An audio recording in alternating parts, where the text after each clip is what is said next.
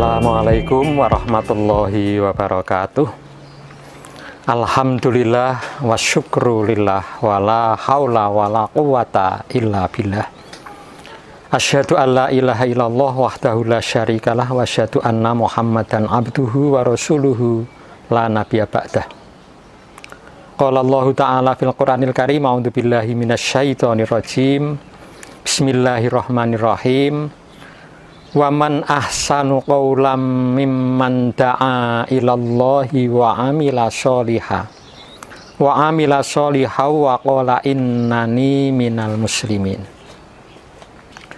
Bapak-bapak, ibu-ibu, saudara-saudara jamaah Al-Yutubiyah, khususnya pemirsa channel Kajianmu Magelang. Kali ini saya berada di Madrasah Ibtidaiyah Muhammadiyah Pabelan, Mungkit, satu dari 63 MI Muhammadiyah, SD Muhammadiyah, Sekolah Dasar Muhammadiyah sekabupaten Magelang, yang siap mendidik, mengantarkan anak didik untuk menjadi muslim, mukmin dan muhsin yang berkemajuan. Insya Allah akan menjadi manusia yang bermanfaat bagi lingkungannya. Sosok yang kali ini kita angkat adalah Buya A.R. Sutan Mangsur, seorang tokoh hebat. Sesungguhnya nama beliau aslinya hanya Ahmad Rosyid, tapi kemudian oleh guru beliau Haji Rasul atau Haji Karim Amrullah ditambahi dengan nama adat, yaitu Sutan Mangsur. Jadilah beliau kemudian bernama lengkap Ahmad Rosyid Sutan Mangsur, yang sering disingkat menjadi A.R. Sutan Mangsur. Dan karena seorang ulama dari Minang, ditambahilah dengan Buya A.R. Sutan Mangsur. Beliau merupakan tokoh Muhammadiyah yang telah menyebarkan Muhammadiyah nyaris se-Indonesia, sehingga gerakan Muhammadiyah tidak lagi Jawa sentris, tapi menasional. Dan banyak sekali bagian sisi-sisi kehidupan beliau yang layak sekali untuk kita kaji, kita renungkan, dan kita teladani.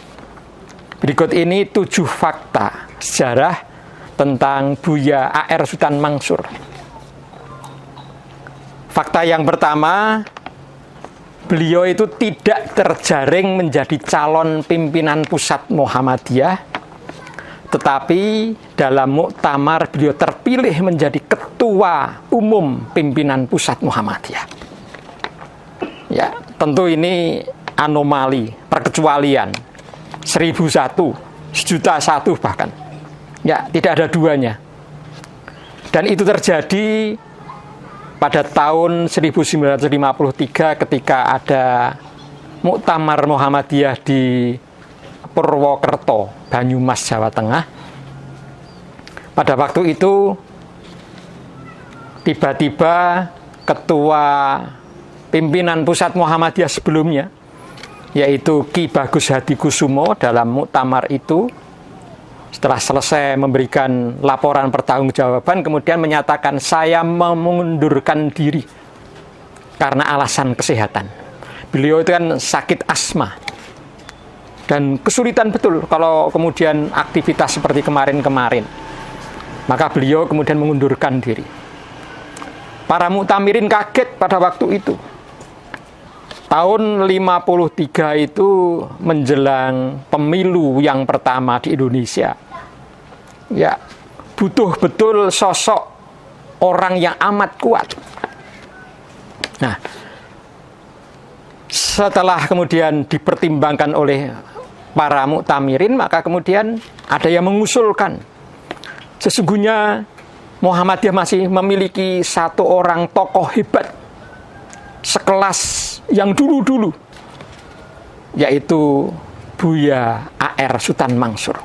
Nah, muktamirin seperti tersadar pada waktu itu, akhirnya kemudian meskipun tidak terjaring menjadi calon pimpinan pusat, kemudian disepakati dalam muktamar itu memilih dan menetapkan Buya A.R. Sultan Mansur untuk menjadi pimpinan pusat Muhammadiyah yang memimpin Muhammadiyah di masa yang cukup rawan pada saat itu. Nah, ketika hal itu disampaikan kepada Buya A.R. Sultan Mansur, beliau bismillah, karena ini merupakan amanat Muhammadiyah, beliau bersedia. Ya, itu fakta yang pertama. Fakta yang kedua, Buya A.R. Sultan Mansur itu menjalani hidup yang tidak sesuai dengan harapan dan cita-citanya.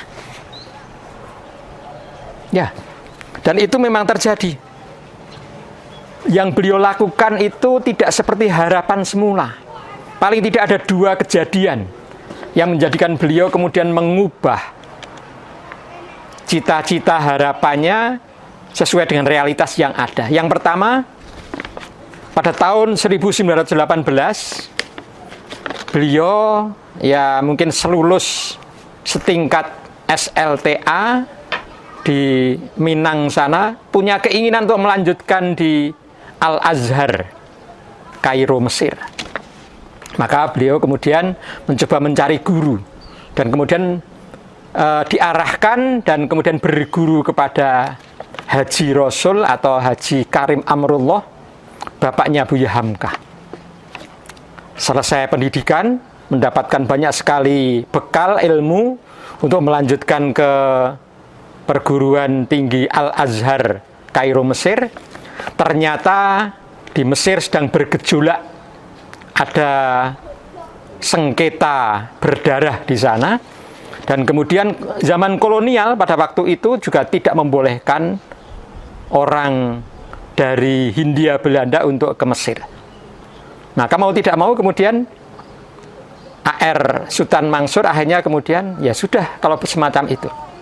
Hanya kemudian memilih jalan hidupnya, Pak, kalau begitu baik, sekarang saya akan hidup, menikah dan berdagang.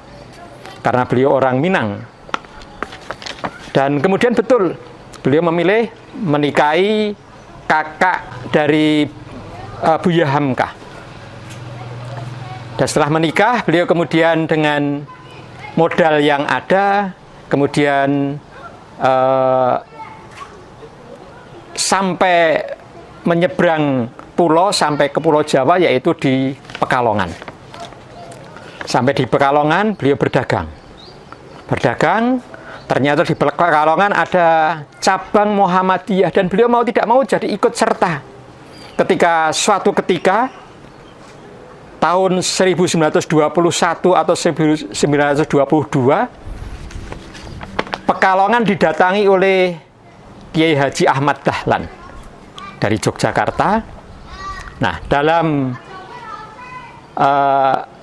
pengajian akbar itu semua hadirin mendengarkan, tapi setelah itu kemudian A.R. Sultan Mansur pada waktu itu segera menemui Kiai Haji Ahmad Dahlan dan bertanya banyak hal. Sampai di situ kemudian dijawab apa itu Muhammadiyah oleh Kiai Dahlan. Nah, pada saat itu A.R. Sultan Mansur kan berusaha untuk mengetahui apa itu Muhammadiyah, tapi dijawab jelas, ringkas, Muhammadiyah itu gerakan yang memang mengajarkan Islam tidak sekadar untuk dipelajari, tapi untuk diamalkan. Itu yang menjadikan kemudian A.R. Sultan Mansur baik. Wah, ini kalau begitu sesuai dengan niat saya. Dengan itu kemudian A.R. Sultan Mansur di hadapan Kiai Haji Ahmad Dahlan mengatakan, bismillah, saya ikut Muhammadiyah. Nah, setelah itu kemudian menjadi ketua pimpinan cabang, ketua pimpinan daerah Muhammadiyah di Pekalongan pada waktu itu. Dan tidak hanya itu. Nah, ini fakta yang ketiga. Beliau menyebarkan Muhammadiyah nyaris se-Indonesia. Nah, ini dimulai memang setelah tahun 1922 bertemu dengan Kiai Haji Ahmad Dahlan. Kemudian tahun 1924, 1925, kebetulan di Minang itu kan ada ancaman dari gerakan komunis. Nah, mau tidak mau, termasuk mertua dari A.R. Sultan Mansur, yaitu Haji Rasul, merasakan, wah ini harus ada anak muda yang paham betul apa itu komunis dan apa itu Muhammadiyah sehingga bisa membendung. Nah, maka kemudian meminta kepada A.R. Sultan Mansur untuk ke Minang dan kemudian menyadarkan generasi muda terutama dari rongrongan komunisme. Nah, mulailah dari itu. Minta restu kepada pimpinan pusat, kepada Kiai Haji Ahmad Dahlan, dan diberi restu baik. Dan ternyata tidak sekadar itu. Tahun 25 di Minang. Tapi ternyata kemudian menjadi duta Muhammadiyah. A.R. Sultan Mansur itu. Tahun 1927 di Aceh, di Sumatera Utara. Kemudian tahun 1929 bahkan sampai di Kalimantan. Tapi tahun 1930 A.R. Sultan Mansur mendapatkan amanah untuk menyiapkan Kongres Muhammadiyah di Minangkabau. Nah, ini justru sebuah momentum. Maka kemudian dilakukanlah safari itu keliling menjadi duta semacam itu. 1930, dan alhamdulillah muktamar itu pun berhasil, bagus sekali. Nah, ternyata A.R. Sultan Mansur tidak sekadar beliau sendirian, tapi mengajak termasuk mertuanya Haji Rasul, seluruh ya semacam amal usaha gerakan dakwah yang dilakukan Haji Rasul, hanya kemudian semuanya diberi nama Muhammadiyah. Termasuk adik iparnya Buya Hamka ikut jadi Muhammadiyah. Dan setelah itu tahun 1931 atas nama pimpinan pusat Muhammadiyah, Buya Hamka diberi tanggung jawab untuk menyiapkan muktamar berikutnya, kongres berikutnya di Makassar. Sehingga diberi kesempatan Buya Hamka untuk mendakwahkan Muhammadiyah. Hampir di seluruh Sulawesi, terutama di Sulawesi Selatan, di Makassar, beliau dari kota ke kota, dari kabupaten ke kabupaten, beliau menyiapkan itu, dan alhamdulillah tahun 1932 Kongres Muhammadiyah di Makassar berhasil dan bagus sekali. Nah, ini tampak bahwa apa yang dikatakan oleh seorang sejarawan, Profesor Dr. Syafi'i Ma'arif. Nah, beliau mengatakan, Muhammadiyah lahir di Jawa. Muhammadiyah berkembang cepat di Minang. Dan kemudian oleh orang-orang Minang, Muhammadiyah diubah menjadi gerakan yang meng-Indonesia, menasional, tidak sekadar Jawa sentris. Ini fakta yang ketiga. Kemudian fakta yang keempat, A.R. Sultan Mansur itu banyak sekali julukan karena beliau banyak sekali kelebihannya. Ya, paling utama yang paling sering disebut beliau itu adalah Bintang Barat Muhammadiyah. Karena ada Bintang Timur Muhammadiyah. Pada waktu dulu ini yang memberikan nama adalah Kiai Haji Yunus Anis, pimpinan pusat juga. Beliau mengatakan, di Muhammadiyah, pimpinan pusat Muhammadiyah itu ada dua Mansur. Nah, Mansur yang pertama menjadi Bintang Timur Muhammadiyah, yaitu Kiai Haji Mas Mansur. Pernah menjadi ketua Muhammadiyah sebelum kemerdekaan.